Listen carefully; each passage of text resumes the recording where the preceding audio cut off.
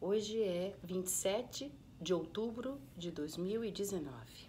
Que a paz do nosso irmão divino, o Mestre Jesus, permaneça conosco, abrindo os nossos canais de sintonia com o Pai da vida. O tema de hoje é bondade e vamos refletir uma das cartas que Paulo escreveu. A que foi escolhida hoje é direcionada ao povo de Roma, no capítulo 12, versículo 15. E esse versículo é o seguinte: alegrai-vos com os que se alegram e chorai com os que choram. Paulo passou por poucas e boas, como se diz por aí, né?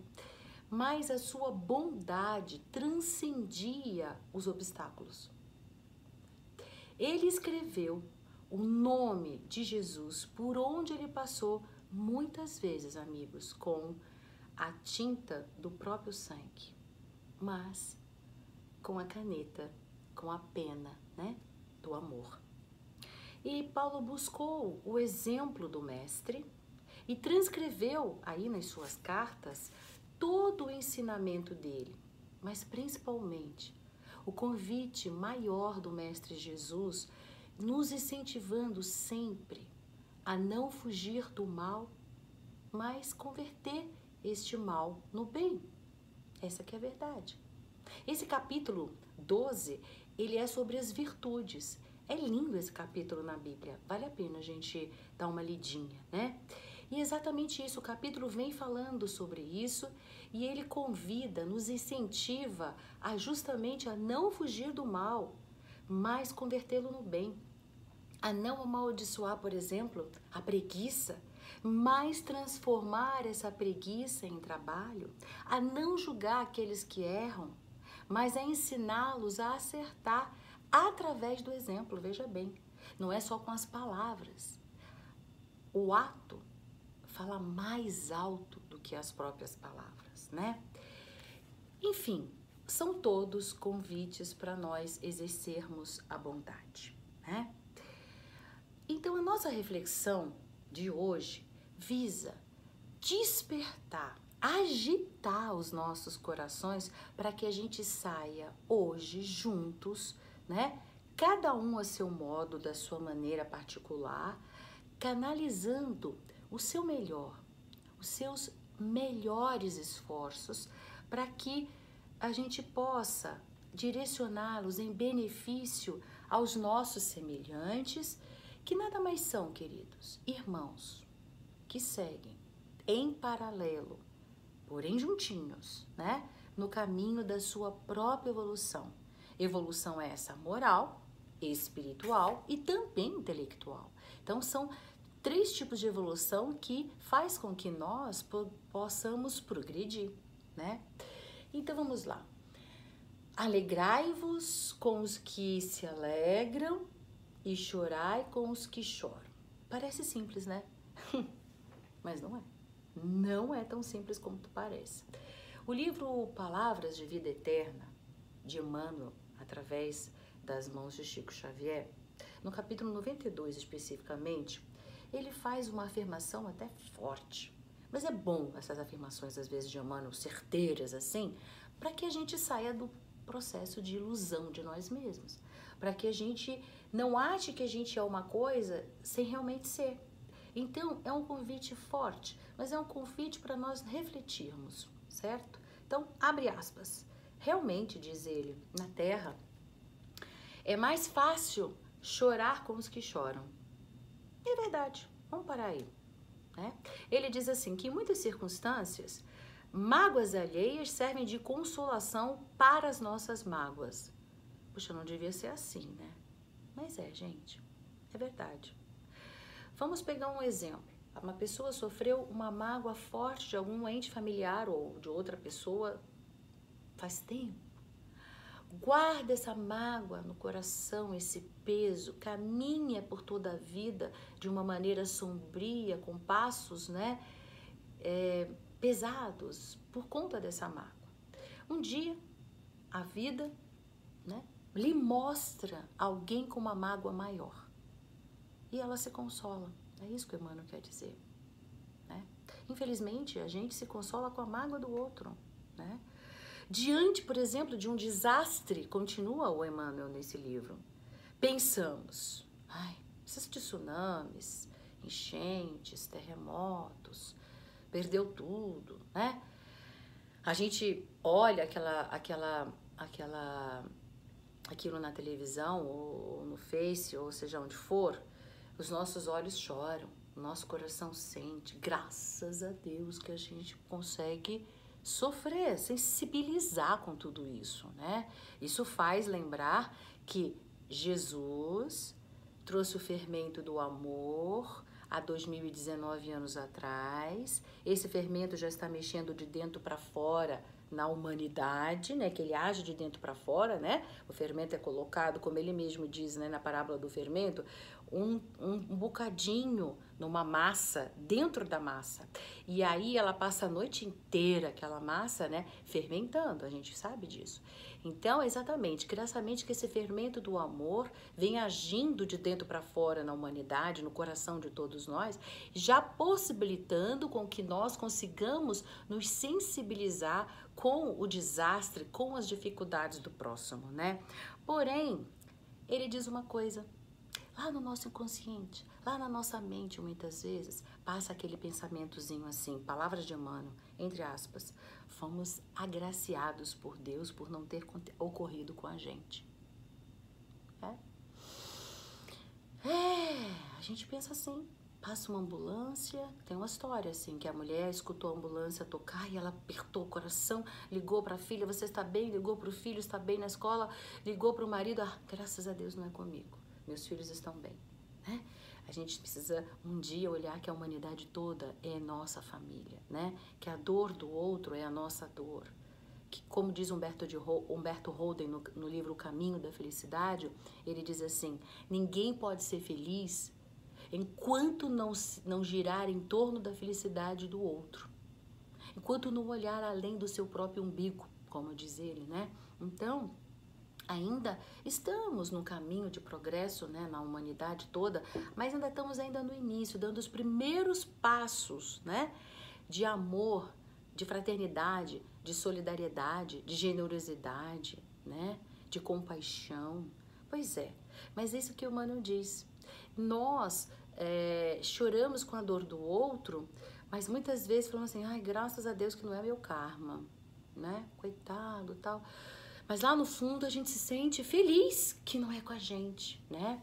Amigos, é verdade. É um duelo silencioso, é uma tagarelice mental dentro da nossa cabeça. Ainda é um duelo silencioso. O próprio Paulo, né, ele diz assim, eu quero fazer o bem quando vejo e estou fazendo o mal. O próprio Paulo de Tarso disse isso, né? Mas é um duelo silencioso dentro da nossa mente, né? E tem um livrinho pequenininho chamado Senhor e Mestre.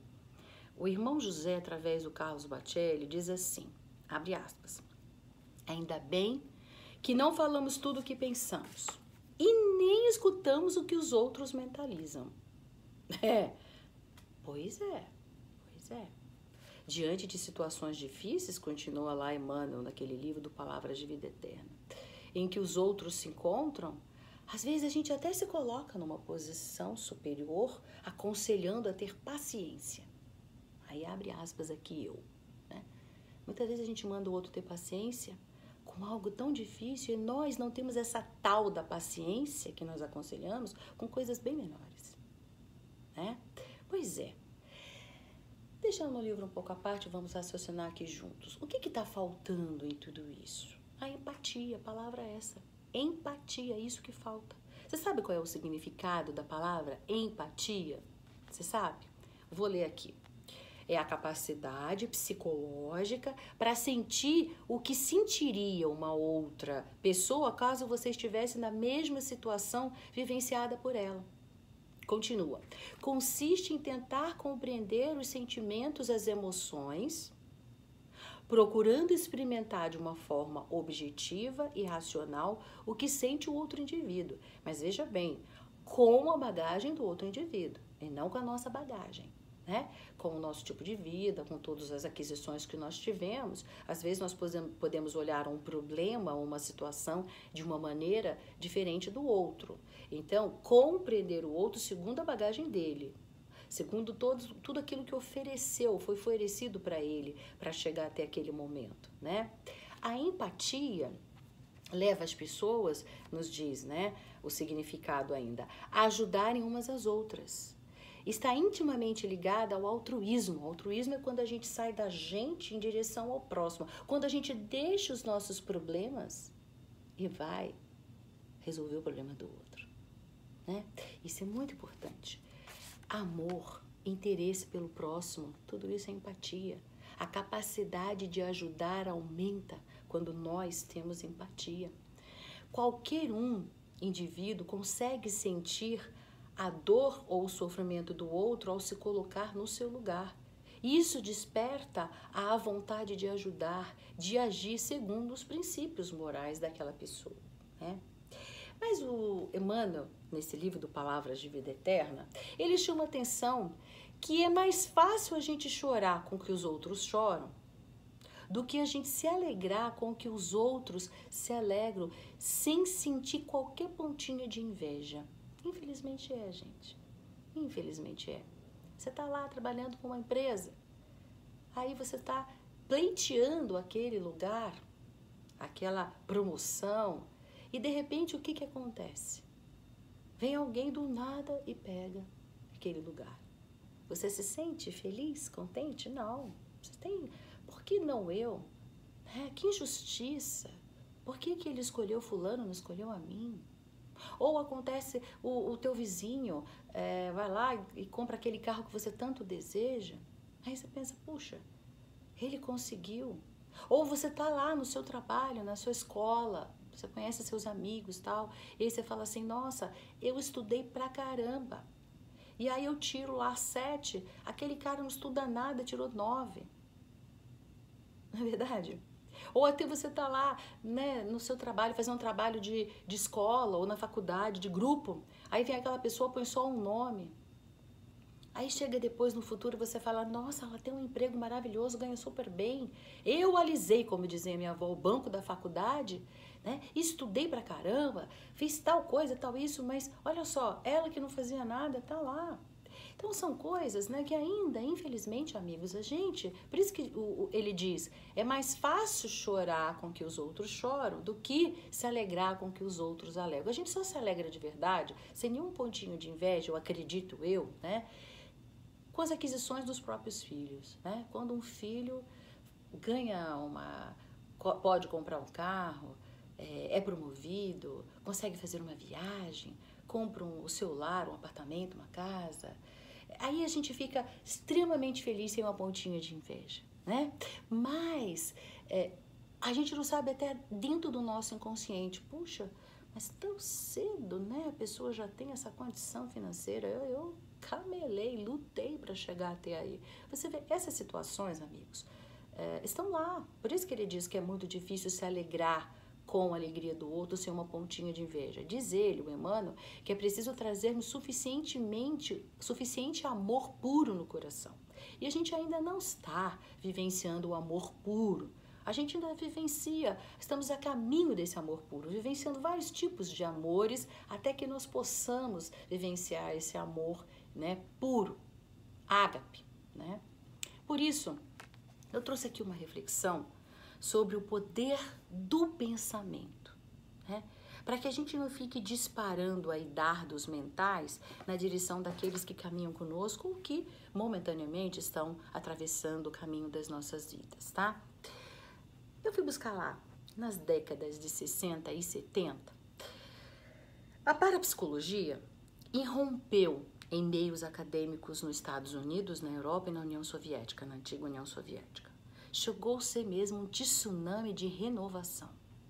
Muitos cientistas foram seduzidos por essa nova disciplina e passaram a investigar, cada um dentro da sua especialidade. Experiências feitas em laboratoriais com pessoas dotadas de capacidades extrasensoriais levaram à confirmação de uma hipótese fascinante. Presta atenção. A de que o pensamento humano é uma força capaz de influenciar e transformar a própria matéria. Pois é. Centenas de casos extraordinários foram verificados. Por exemplo, eu peguei 2 exemplos, você pode pesquisar, tem vários exemplos. Eu peguei 2 exemplos. Esse da russa Nina Kulagina. Lá na década de 60, 70, diante das câmeras de cinema e TV, ela movia para lá e para cá bolinhas de ping-pong, caixinhas de fósforo, pequenos objetos dentro de uma redoma de vidro, usando exclusivamente o pensamento. É, verdade. Nos Estados Unidos, o Ted Sirius, eu não sei se fala assim, Sirius ou Sirius, ele gravava, veja bem, nas películas fotográficas de uma Polaroid, imagens produzidas na sua mente. Então, um ônibus em movimento, a Torre Eiffel, o Vaticano, o Taj Mahal, até mesmo a Rainha Elizabeth. Estão lá, gente, até hoje, nos arquivos da Universidade da Califórnia. Bom, tem vários outros exemplos. Conclusão, 2 pontos. A energia do pensamento, tá lá escrito, e da psique, ele chama de psiquiplasma, parece ter capacidade de agir sobre a matéria, alterando as suas propriedades. Hoje, nós estamos até conseguindo já fazer, né, os tetraplégicos já com um chip dentro do cérebro, ele pisca, ele olha para cá, ele olha para lá, ele pode mover a tela do computador, ele pode mover, né, a cadeira elétrica, né, para lá e para cá, pode mover-se sozinho. Nós estamos vendo quanto a força do pensamento, né, pode atuar sobre a matéria. Muito bem. A Helena Petrovna Blavatsky definiu o seguinte, que as formas de pensamento atuam e interagem no campo de energia sutil das pessoas, podendo provocar nela grandes alterações. Cuidado. Por isso, feito todas essas reflexões, nós temos que tomar cuidado com a nossa tagarelice mental, né? Os pensamentos, eles são capazes, eles são quase palpáveis, né? Capazes de influenciar sobre outras coisas, sobre os outros, mas também sobre nós mesmos. Vale a pena ler o que ela diz, porque ela diz que altera de uma maneira importante. Às vezes, nós estamos com a nossa aura, né? Com pensamentos da semana passada, muitas negativos, atrapalhando a nossa própria fluir da nossa vida. Por isso que a gente é o que a gente pensa. Não tem essa frase? Nós somos o que nós pensamos? Pois é. Hoje nós estamos percebendo a importância. Lógico, o Allan Kardec, já através do Livro dos Espíritos, já tinha explicado isso, que o nosso pensamento é palpável há muito tempo atrás. Mas é interessante os cientistas, né, começarem a chegar, né, a essas conclusões e mostrando através de experimentos mesmo, né? Muito bem, mas por que eu trouxe isso hoje para nós, né? Sabendo tudo isso, nós somos chamados a fazermos a nossa parte, buscando a empatia. E a única ferramenta que nós precisamos, queridas, é o pensamento. Até tem muita gente falando aí que talvez as intempéries que têm acontecido, tsunamis, terremotos, sejam consequências desses pensamentos de todos nós aqui no planeta Terra. Pensamentos negativos, de guerra, de violência, ruins, né? Que mexem na estrutura molecular, que mexem na estrutura do nosso planeta, aumentando essas situações que nós estamos atravessando. É algo para pensar. A mesma coisa eu fico pensando, muitas vezes nós estamos com raiva e fazendo a comida da família. Quanto o nosso pensamento pode agir na água que botamos no arroz e no feijão, porque vamos fazer um suco? Da comida em si. Nós estamos amamentando um filho. O quanto os nossos pensamentos podem alterar o leite que vai passar para a boca do seu filho. É essas coisas que faz a gente parar para pensar. O pensamento é uma ferramenta, né? Positiva ou negativa. depende da gente. Mas não subestimemos as chamadas pequenas doações, né? No livro do José Carlos de Luca, um livro chamado Minutos com Chico Xavier, Emmanuel, novamente Emmanuel, ele diz assim: ninguém espera que possas apagar unicamente por ti um incêndio do desespero que se alastra na terra. Aí ele fala, em favor de nós todos, né?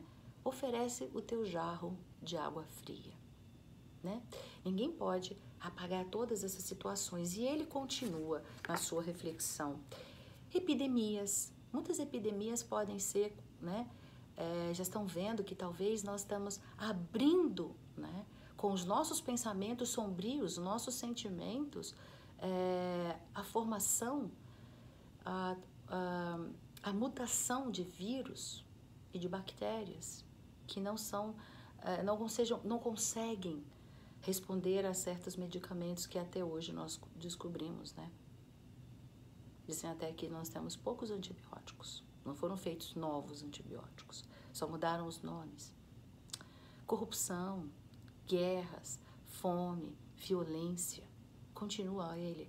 As labaredas são enormes, né? Muitas vezes nos sentimos incapazes de algo fazer para debelar o incêndio de tão grandes proporções.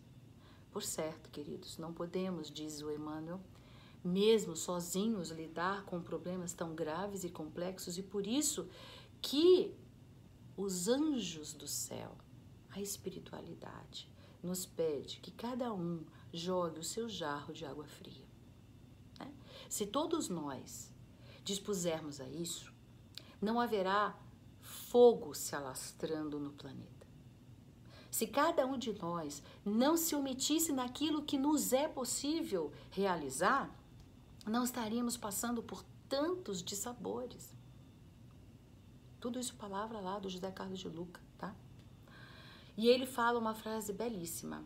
Quando nos omitimos no bem, deixamos o mal crescer. Quando nos omitimos no bem, deixamos o mal crescer. Importante a gente refletir sobre isso. E aí eu me lembro de uma historinha que meu pai contava no Evangelho no Lar, na minha casa. Eu morei lá no Rio de Janeiro, em Copacabana, né?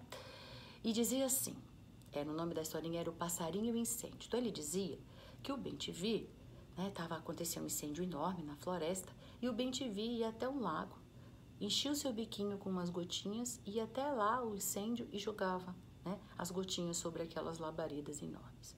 Aí o elefante, vendo aquilo, disse-lhe, você tá louco?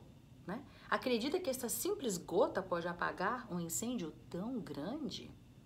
Ao que o passarinho respondeu, eu estou fazendo a minha parte. E se todo mundo ajudar, com certeza conseguiremos alguma coisa. Pois é, aprendemos, né, com o passarinho. Vamos fazer também a nossa parte, né? Cuidar do nosso planeta com essa ferramenta, a ferramenta do pensamento. Tira umas horinhas do dia, né? Faz uma vibração para algum país que está passando por problemas, para algum local do nosso planeta, né? Isso auxilia, nós estamos auxiliando os arcanjos de Jesus nesse processo de auxílio, né? Onde nós podemos fazer nossas gotinhas, como diz o bem-te-vi, né? Como diz lá no José Carlos de Luca, no livro dele, né? Que Emmanuel fala, jogar a nossa jarra de água fria. Não podemos debelar todo o incêndio, mas fazemos a nossa parte. E ele, né, fala que Chico Xavier nos convida a 1001 maneiras para nós oferecermos esse jarro de água fria. Eu fiz uma mesclagem com aquilo que eles disseram, né? Então ele diz lá, você pode, o seu jarro de água fria pode ser orando para alguém. Aí eu complemento, conhecido ou desconhecido. Isso aumenta a tua empatia, né? É importante. Não importa se não aconteceu com você, né? Mas ore por aquela pessoa que está passando por uma situação difícil. Ele fala também, seja escrevendo um bilhetinho, que lá na época do Chico, né, ainda se escrevia bilhetinho. Hoje nós temos muito mais fácil, através de um WhatsApp, chega até mais rápido, né? Onde a gente direciona, endereça alguém em dificuldade, que pode ser aquele bilhetinho, aquelas frases, aquela palavrinha, pode ser a âncora que vai devolver a esperança a alguém. Seja, como ele falou, ganhando dinheirinho, ele põe até a palavra dinheirinho para ajudar alguém. Chico era muito amoroso, né? E eu vi até aí no Facebook semana passada um garotinho que colhia latas olha como incentiva a gente, né? Para comprar ração para animais de rua. A gente às vezes vê, né? É bom saber que é bom que a mão direita não sabe o que a mão esquerda está fazendo, tá? Mas é interessante às vezes aparecer essas coisas porque nos influencia, nos incentiva a fazer. A gente vê um garoto fazendo isso, por que a gente não vai fazer? Outro dia também, um tempo atrás, 1 ou 2 meses atrás, mostraram para mim um senhor, né, de idade mais avançada, mas de espírito jovem, né, fazendo toquinhas. Então ele está sentado no sofá com não sei quantas toquinhas, mais de 100 toquinhas que ele faz para as crianças, para bebezinhos recém-nascidos, carentes, né? E assim, 1001 situações em que a gente pode ajudar assim, né? Então, não importa o que você possa fazer, a sua pequena doação. Talvez um doente pode ser estimulado por uma visita rápida, inesperada, de 10 minutos e você devolva a ela o ânimo, tira ela do desânimo para começar o seu processo de cura. Uma visita, um sorriso, uma palavra, uma prece que você faça ao lado dela, né? Uma reduzida porção de algum medicamento. Sabe quando a gente compra antibiótico sobra 2? Que você conseguiu doar. Pode ser o socorro que tira a pessoa, às vezes, da morte. Um pacotinho de feijão a um necessitado pode ser exatamente o que alguém precisava para não entrar em inanição. Você percebe? Não subestime os valores, né? O valor das pequenas obras, das pequenas doações. A gente está falando sobre o pensamento, sobre pequenos minutos de pensamento que você endereça ao planeta, às situações do planeta. Não deixe de fazer, mesmo que você ainda tenha as pontinhas de inveja, ainda pensar, ainda bem que não é meu karma, ainda bem que isso não aconteceu comigo, não importa, a gente ainda não é perfeito, mas não deixe de fazer isso. Tudo bem, não é genuíno, não é o perfeito, né? Mas é algo que você está fazendo, é a gotinha de água que você coloca no incêndio. Está fazendo alguma coisa. Essas porções de tempo pequeninas, que sejam, ajudam a transformar o mundo, assim como ajuda a transformar a nós mesmos. Aos poucos, porque através do bem que nós fazemos, da generosidade que nós fazemos, da boa vontade, da bondade, né, nós vamos aumentando o nosso nível de empatia, até que essa hipocrisia, que essa ilusão, né, vai se afastando, dando lugar ao que é verdadeiro, para que nós possamos nos alegrar de corpo e alma com o que se alegram, e chorar com o que choram, agindo, para que possa eles melhorar e restabelecer a sua felicidade. Que vocês tenham uma excelente semana. Graças a Deus.